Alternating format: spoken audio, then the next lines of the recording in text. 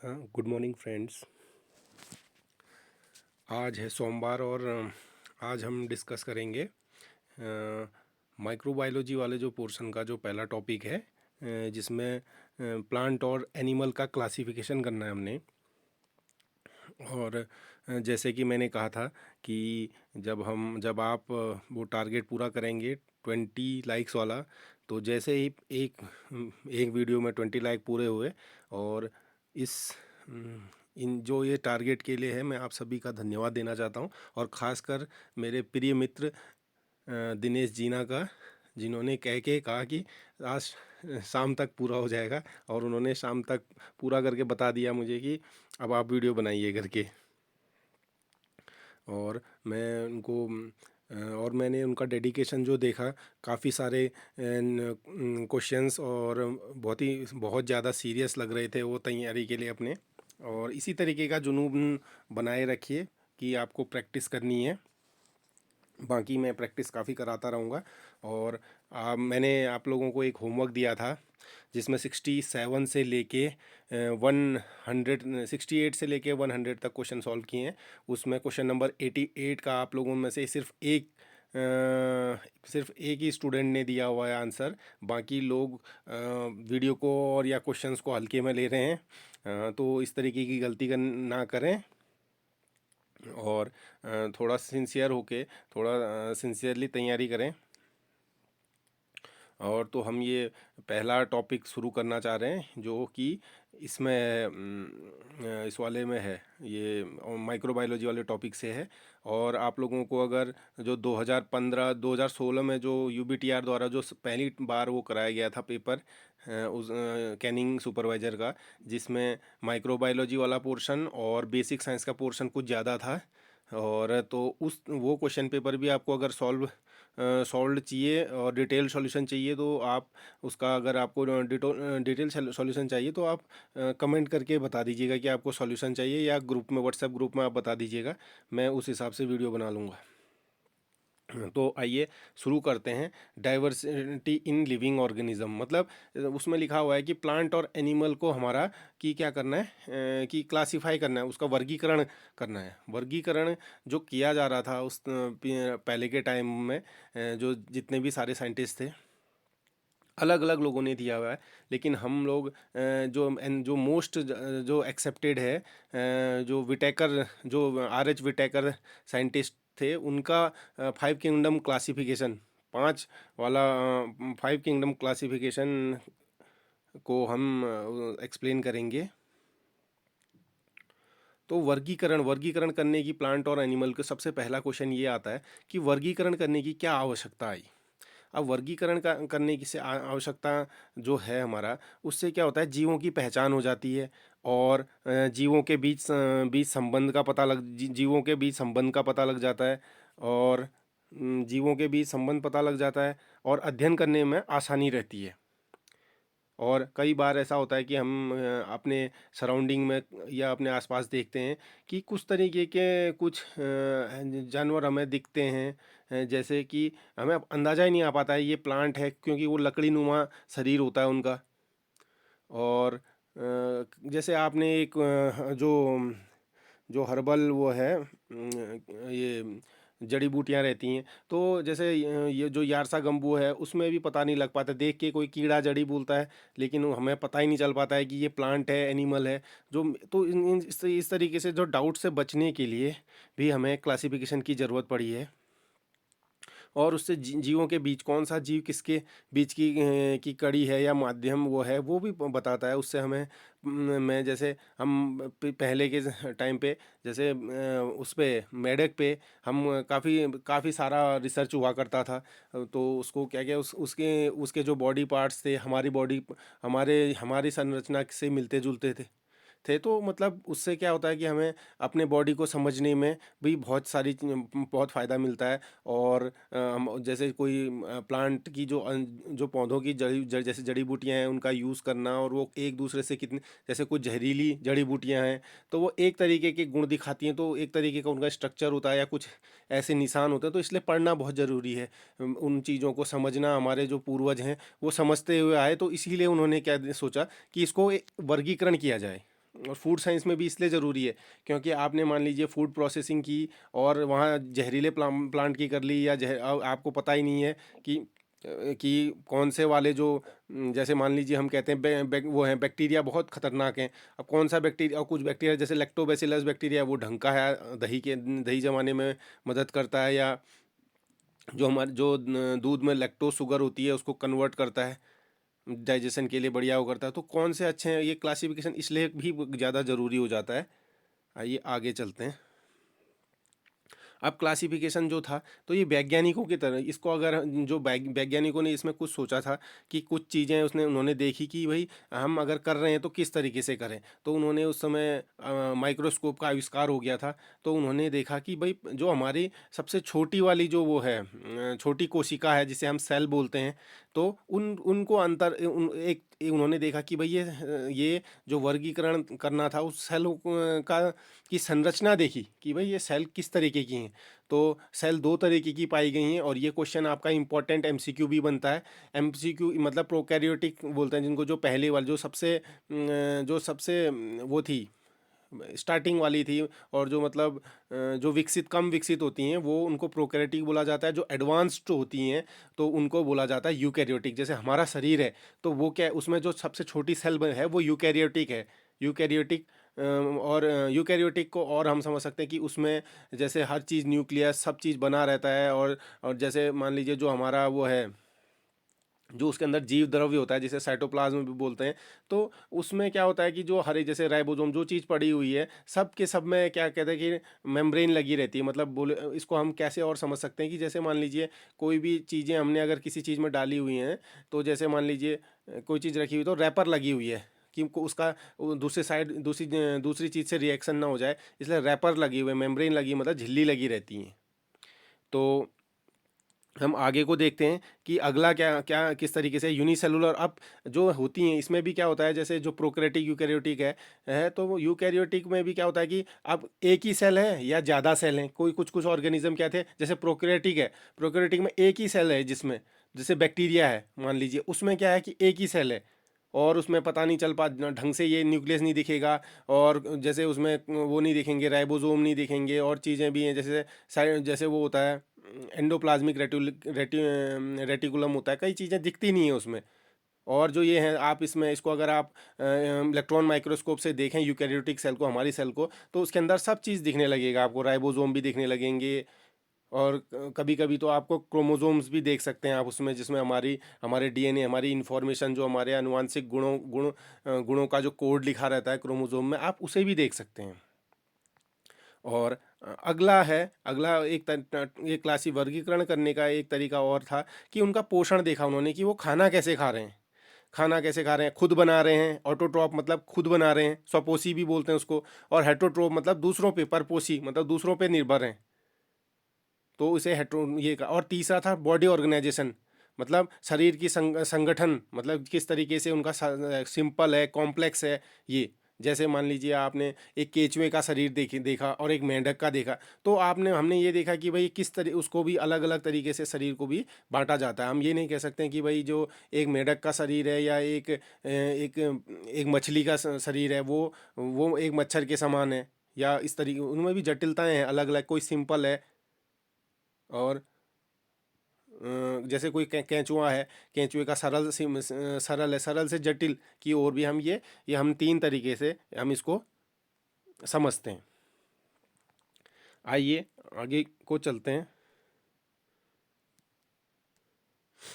ये अब मैंने जो आपको जो ये स्लाइड दिखा रहा हूँ, ये बहुत इंपॉर्टेंट स्लाइड है। इसमें यही विटेकर द्वारा ये ही विटेकर द्वारा वो है आर एच विटेकर द्वारा दिया गया क्लासिफिकेशन है, 5 किंगडम क्लासिफिकेशन। उन्होंने क्या किया कि उन्होंने 5 तरीके से कर दिया। अब प्लांट एनिमल तो सबको पता, अगर अगर आपने इसमें से हमारे साथ कुछ मैथ्स वाले वो भी होंगे, स्टूडेंट्स भी होंगे, या बायो वाले होंगे, या जिनको बहुत टाइम हो गया होगा, एक हम ये सोच सकते हैं कि भाई प्लांट और एनिमल हमें तो नॉर्मली दिख जाते हैं, और प्लांट और एनिमल जैसे, तो इन्होंने क्या किया है, और प्लांट और एनिमल के बीच में दो तीन और चीज़ें भी इन्होंने देख ली थी। तो इन और फंजाई है, जैसे फंजाई तो हम बहुत अच्छे से पहचान सकते हैं। जैसे फंजाई है हमारा मशरूम, जो हमारा फंजाई है मशरूम सबसे बढ़िया फंजाई है।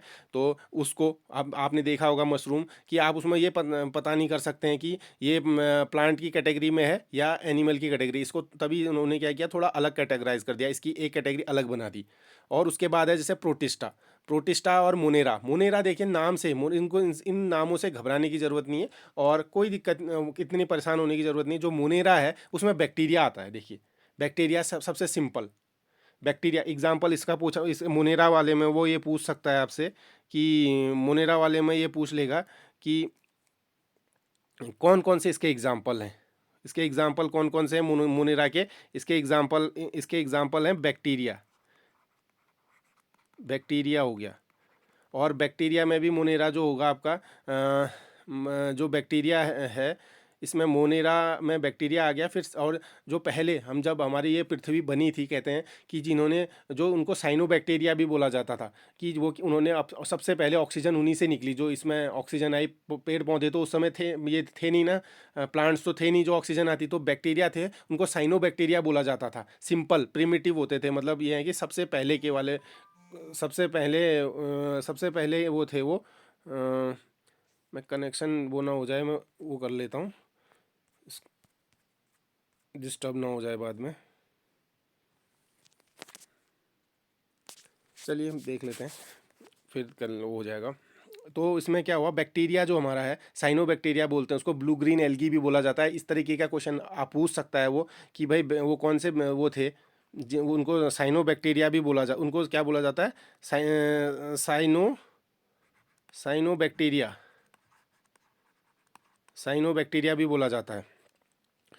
तो इन्होंने क्या किया, सबसे पहले अर्थ में ऑक्सीजन इन्होंने प्रोड्यूस की थी और ये खुद हैं ऑटोट्रॉपिक, अपने आप बनाते हैं इन्होंने। जो CO2 थी और सनलाइट थी, इसके प्रेजेंस में वाटर और जो मिट्टी थी उसमें, उससे बना दिया था इन्होंने, ऑक्सीजन बनाने की शुरुआत कर दी थी। तो इनको सबसे पहला प्रिमिटिव मोनेरा को जगह दी गई है जिसके अंदर बैक्टीरिया आता है। तो एक क्वेश्चन ये आ जाता है मोनेरा का क्या के अंदर कौन कौन आता है। अगला है प्रोटिस्टा। प्रोटिस्टा तो आप कभी भूल ही नहीं सकते हैं, ये प्रोटिस्टा से हम इतने परेशान हैं। जो जैसे मान लीजिए आपने बचपन में पढ़ा होगा, युगलीना पढ़ा होगा, या मान लीजिए युगलीना नहीं भी पढ़ा है तो जो मलेरिया होता है, जो उसका जो सबसे छोटा परजीवी होता है वो प्रोटिस्टा के अंदर आता है, जिसे प्लास्मोडियम बोला जाता है। प्लास्मोडियम से मलेरिया से सब आएगा। तो वो क्या होता है, वो है तो एक ही सेल वाला, जैसे बैक्टीरिया भी एक सेल वाला है, प्रोटिस्टा में भी एक ही सेल है, लेकिन उस वो जो प्रोटिस्टा की सेल है वो एडवांस्ड है, उसको यूकैरियोटिक सेल में लिया जाता है। यही अंतर है प्रोटिस्टा में, और आप इसको अच्छे से समझ सकते हैं। प्रोटिस्टा में यूकैरियोटिक है और यूनिसेलुलर होंगे, मतलब सिंगल सेल होगी। आप इसको उससे याद कीजिएगा, परजीवी से याद कीजिएगा, प्लास्मोडियम।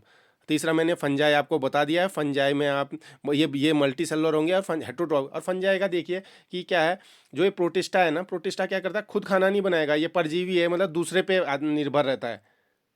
आपने प्लास्मोडियम देखा है कि जो मलेरिया वाला का जो प्लास्मोडियम होता है, परजीवी होता है, वो क्या करता है कि हमारे शरीर में आ जाता है, हमारे रक्त कोशिकाओं में से वो पोषण ले लेता है।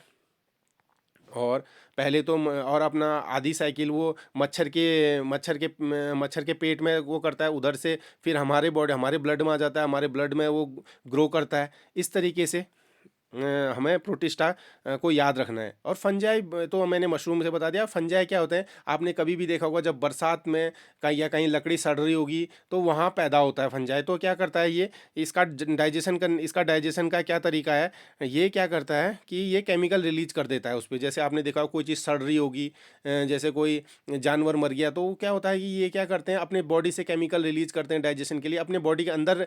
जैसे हम लोग क्या करते हैं, अपने बॉडी, हम कुछ खाना खा लेते हैं और उसको क्या करते हैं कि बॉडी के अंदर डाइजेस्ट करते हैं, हमारी बॉडी के अंदर डाइजेस्ट हो। लेकिन ये नहीं, ये क्या करता है, बाहर केमिकल छोड़ देता है, फिर और वो क्या करते हैं, उस चीज़ को गला देते हैं। जैसे कोई जैसे किसी एनिमल की बॉडी या प्लांट की बॉडी डिके हो गई, तो ये क्या करेगा, अपना केमिकल रिलीज करेगा, और केमिकल रिलीज करने पे क्या होगा कि उसको वहीं डाइजेस्ट करके फिर उसको एब्जॉर्ब कर लेगा। इस तरीके से इसका न्यूट्रिशन चलता है।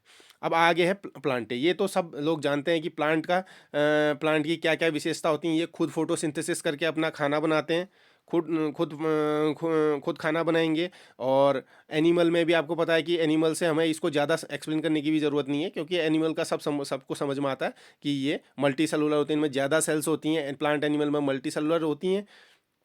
और जो प्लांट सेल होती है उसमें सेल वॉल नहीं, जो प्लांट सेल होती है उसमें सेल वॉल होती है, और जो एनिमल सेल होती है उसमें सेल वॉल नहीं होती है। इस तरीके का भी एक क्वेश्चन आ जाता है, इसको ध्यान रखिएगा। अब हम चलते हैं आगे।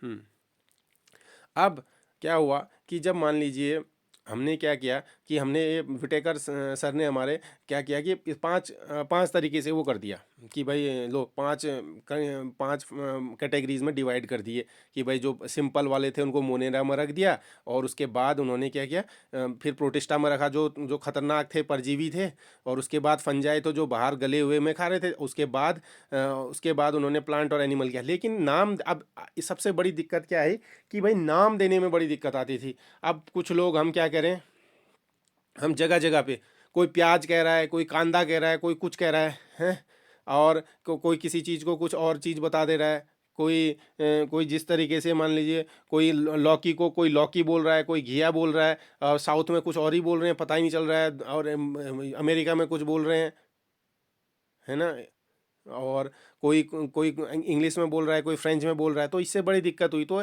एक क्या हुआ कि अंतर्राष्ट्रीय एक कमेटी बनाई गई, उस मतलब कमेटी तो बाद में बनी है, लेकिन पहले एक साइंटिस्ट थे, उन्होंने क्या किया कि इस तरीके का डिफरेंस आने लगे थे, तो उन्होंने क्या किया कि उन्होंने एक किताब लिखी जिसमें उन्होंने कहा कि भाई दो ही नाम,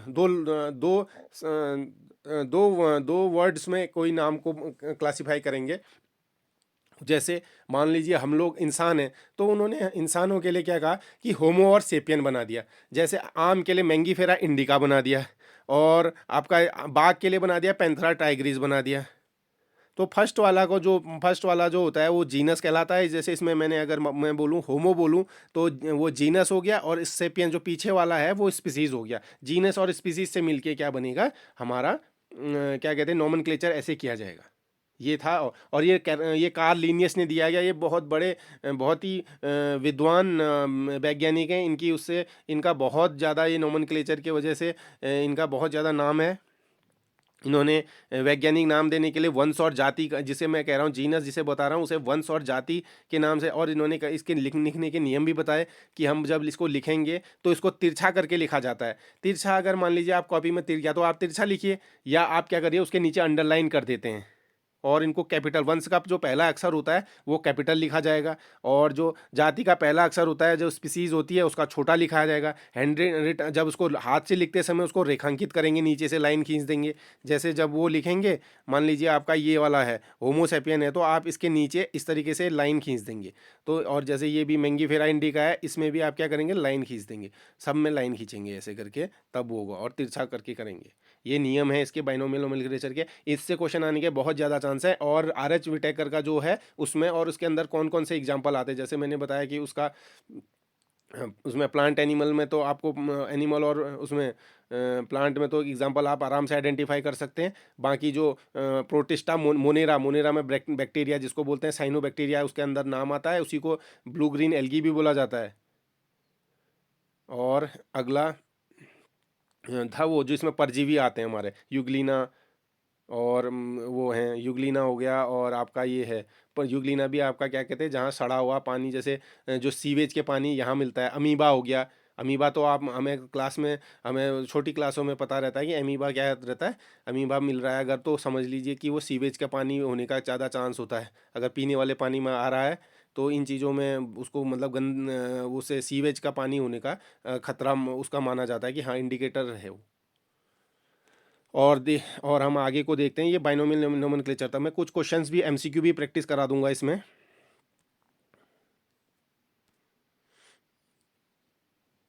इसमें कराऊंगा, जैसे कि है, देखो ये what is the primary basis of classification of organism, कह रहा है कि जो सबसे प्राइमरी वो है, सबसे जो पहला वो है क्लासिफाई करने का, क्या है, कह रहा है क्या क्या मापदंड है जिससे हम क्या करते हैं, क्लासिफाई करते हैं ऑर्गेनिज्म को, हम का बंटवारा करते हैं। तो साइज, वो ऑप्शन, पहला ऑप्शन दे रखा है साइज, दूसरा दे रखा है सिमिलरिटी एंड डिफरेंसेस, सी है कलर, डी है हैबिटेट। जो इसमें क्या आंसर आएगा, सिमिलरिटी और डिफरेंस पे मतलब देखते हैं, सिमिलरिटीज़ और डिफरेंसेस तो देखने की कोशिश करते हैं हम उनमें। और सिमिलरिटीज़ और डिफरेंसेस बॉडी वो किस किस में होते हैं वो देखिए, जैसे बॉडी ऑर्गेनाइजेशन का देखते हैं हम, कि बॉडी किस तरीके से बनी रहती है, यही चीज़ें देखी जाती है ना। और फिर हम अगला देखते हैं, which of the following is a prokaryotic group. अब कह रहा है प्रोक्रियोटिक ग्रुप, प्रोटिस्टा, देखिए बहुत ही अच्छा क्वेश्चन है। प्रोटिस्टा है, मोनेरा है, फंजाई है या प्लांटे है। प्रोकैरियोटिक मैंने आपको बताया था कि भाई सिंगल सेल वाले आपके मोनेरा और प्रोटिस्टा होते हैं। फंजाई में तो आपने मशरूम देखी है, बहुत सारी सेल्स वाला होता है, बहुत बड़े बड़े होते हैं। बटन मशरूम अलग है, दूसरा वो क्या कहते हैं ओयस्टर मशरूम अलग है, ढींगरी वाला अलग है। तो अलग अलग है ना, उसमें बहुत सारी सेल्स वाले अलग अलग सेल से बना हुआ है। लेकिन मोनेरा और प्रोटिस्टा में क्या है, सिंगल सिंगल सेल है। लेकिन प्रोटिस्टा में है वो एडवांस्ड है, मतलब यूकैरियोटिक है। और मोनेरा क्या है, सबसे प्रिमिटिव है, मतलब सबसे वो वाला है, सबसे पहले वाला है और कम विकसित है। तो मोनेरा वाला प्रोकैरियोटिक होता है। ऑप्शन बी करेक्ट है। अब देखिए, which type of organism is mostly unicellular and eukaryotic. कौन सा वाला, कौन से टाइप का यूकैरियोटिक होगा, कह रहा है यूनिसेलुलर। अब मुनेरा बताया था मैंने, उसको क्या था, प्रोकैरियोटिक था, प्रोकैरियोटिक था। अब कह रहा है, देखिए ये क्वेश्चन बहुत अच्छे से वो उसको बता रहा है। प्रोटिस्टा देखिए, प्रोटिस्टा में मैंने बताया था यूकैरियोटिक होगा, एडवांस्ड है और यूनिसेलुलर है, मतलब सिंगल सेल है। तो इसका आंसर क्या हो गया, इसका आंसर हो गया हमारा बी। इसका आंसर कौन सा है, बी आंसर है इसका। हाँ, बी आंसर हो गया इसका। और फिर हम आगे चलते हैं। Which of the following is an autotrophic. अब कह रहा है ऑटोट्रॉपिक ग्रुप कौन सा है, कह रहा है ऑटोट्रॉपिक ग्रुप का मतलब होता है जो खुद से खाना बनाता है। खुद से खाना बनाने वाले कौन से हैं, खुद ऑटोट्रॉप में आ जाते हैं आपका। देखिए प्लांट्स, प्लांट्स क्या है, खुद बनाते हैं, फोटोसिंथेसिस करते हैं, ऑटोट्रॉपिक हैं। फंजाई तो क्या करता है, दूसरा का दूसरे के खाने पे अपना केमिकल, अपना डाइजेस्टिव एंजाइम्स निकाल रिलीज करता है और तब खाने को एब्जॉर्ब करता है। एनिमल्स आपको पता ही है, एनिमल्स, गाय क्या कहते हैं, गाय घोड़ा घास खा जाते हैं। और मुनिरा, मुनिरा देख रहे हैं, बैक्टीरिया देख रहे हैं। बैक्टीरिया, जब साइनो बैक्टीरिया बताया गया था तो वो क्या अर्थ में सबसे पहले उसने क्या, सनलाइट और CO2 की प्रेजेंस में ऑक्सीजन बनाई थी।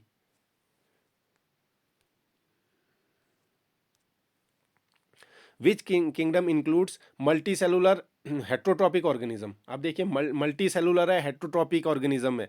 प्लांटे, तो इसमें हेट्रोट्रॉप, प्लांट्स तो ऑटोट्रॉप होते हैं, खुद बनाते हैं। हेट्रोट्रॉप मतलब दूसरों पे जो निर्भर होते हैं, जैसे हम भी हेट्रोट्रॉप्स हैं। हम भी खाने के लिए ना दूसरे पे, हम खुद नहीं बना पाते अपना खाना, पका लेते हैं लेकिन खाना दूसरे को का यूज़ करते हैं हम या तो प्लांट्स को खा लेते हैं, जो वेजिटेरियन होते हैं, जो नॉन वेजिटेरियन होते हैं वो एनिमल्स को भी खा जाते हैं, एनिमल फ्लैश को।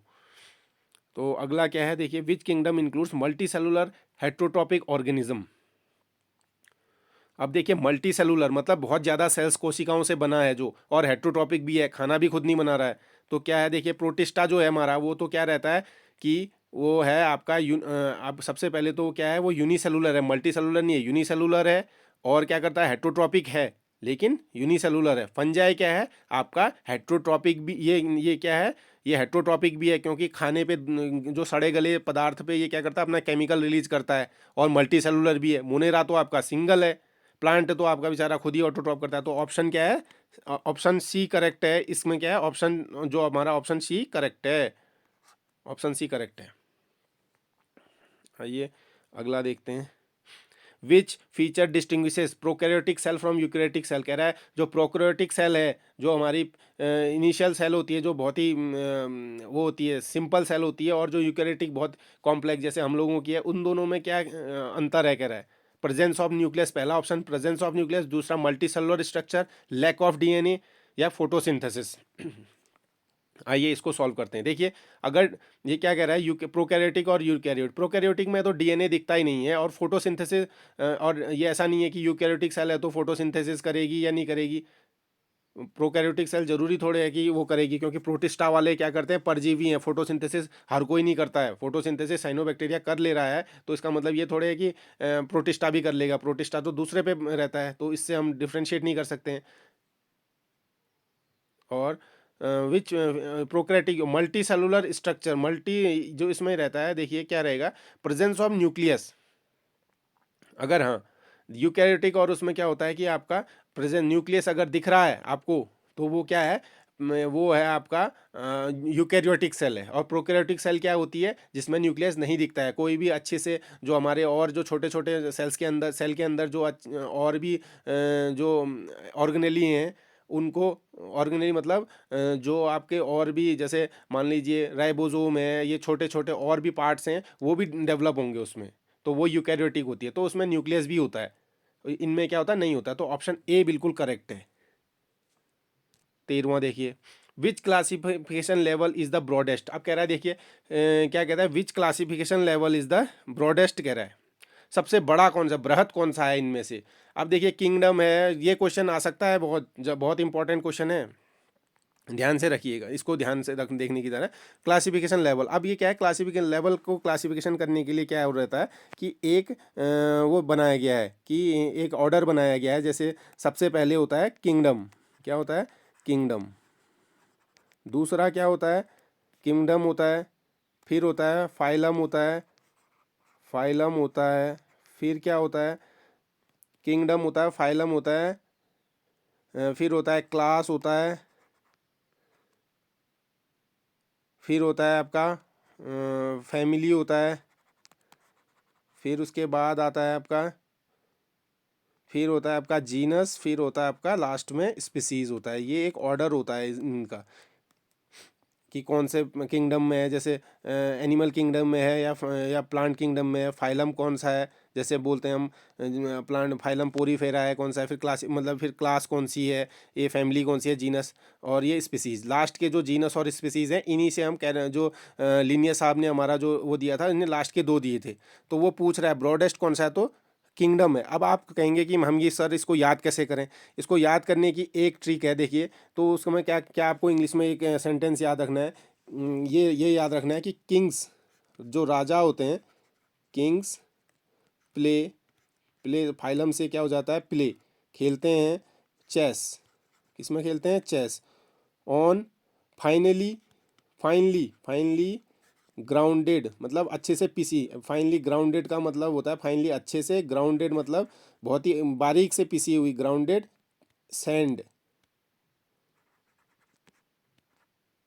किंग्स प्ले चेस ऑन, ये kings play chess on finally grounded sand, मतलब जो राजा होते हैं वो किस में प्ले करते हैं, चेस, फाइन ऑन, यहाँ पे आप क्या कर लेंगे, ऑन भी लिख लेंगे, ऑन लिख लेंगे, on, on finally, on finally, finally, finally का मतलब होता है अच्छे से बारीक तरीके से, ये फाइनली मतलब अच्छे से, और ग्राउंडेड का मतलब होता है, ग्राउंडेड का मतलब होता है जो बारीक से पीसी होती है, राजा लोग खेलते हैं। तो इस तरीके से आप याद कर सकते हैं। तो इसमें किंगडम, सबसे पहले किंगडम आ रहा है, तो किंगडम ब्रॉडेस्ट हो गया। आइए अगला देखते हैं, which of the following belongs to the kingdom Animalia. आप कह रहा है देखो, देखो कह रहा है ये कि एनिमलिया में कौन सा एनिमल जो किंगडम बनाया गया है, तो इसके अंदर कौन सा वो है, देखिए बैक्टीरिया है, एल्गी है, अर्थवॉर्म है, मशरूम है। मशरूम जो है हमारा, ये देखिए मशरूम जो है, इसमें क्या रहता है, मशरूम जो है ये हमारा इसके अंदर आता है, किसके अंदर आता है, फंजाई के अंदर आता है। मशरूम तो आता हमारा किसके अंदर आता है, फंजाई के अंदर आता है। और जो हमारा बैक्टीरिया होता है वो मोनेरा के अंदर आ जाता है। और जो एल्गी होता है हमारा, ये प्लांट के अंदर आ जाता है। अर्थवॉर्म आता है हमारा एनिमेलिया के अंदर, एनिमेलिया के अंदर। तो ऑप्शन क्या हो जाएगा, सी करेक्ट है। अब हम चलते हैं आगे, which mode of nutrition is found in fungi. अब कह रहा है फंजाई में,